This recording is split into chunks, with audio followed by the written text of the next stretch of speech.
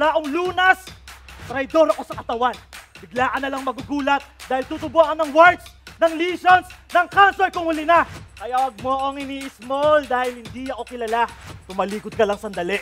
Boom! Babaksabin kita! Bye-bye, boy! Doon ka na sa malayo. Masyado kang parelevant. Ang tawag sa'yo, De-Lu-Lu! HPV De-Lulu!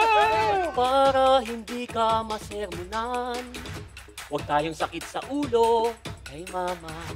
Amen! So possible na nakuha ko to sa iba bago pa naging kami ni Babe. Yup! So Babe, narinig mo ba? Oo na, babe. So, it means baka galing to kay Roger, na galing kay Jake, na galing kay Nancy, na galing kay Twinkle, na baka meron na rin si Roger at Jill! Yes! Kaya nga useless ang mag-blame kasi hindi mo alam kung kailan o kung paano mo makukuha. Lalo na kung marami kang naging partners at yung mga partners na yon ay marami ring naging partners. Hindi po pwedeng future ng future. Kasi, what if wala na pong future, di ba?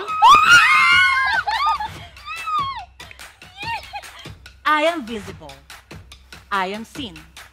At kung may sakit man ako, hindi na ako matatakot na makita ng iba.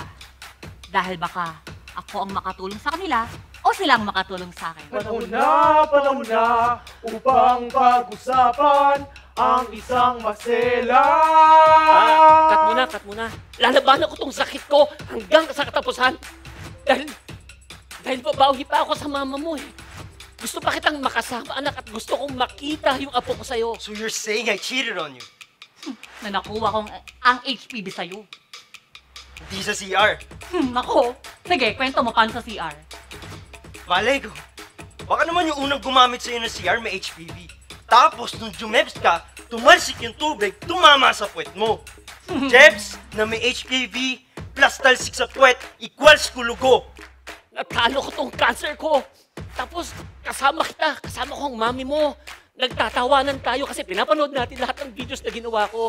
Kami hindi susuko, kami hindi susuko, kakayanin ko. Hashtag kasing halaga. Maraming salamat.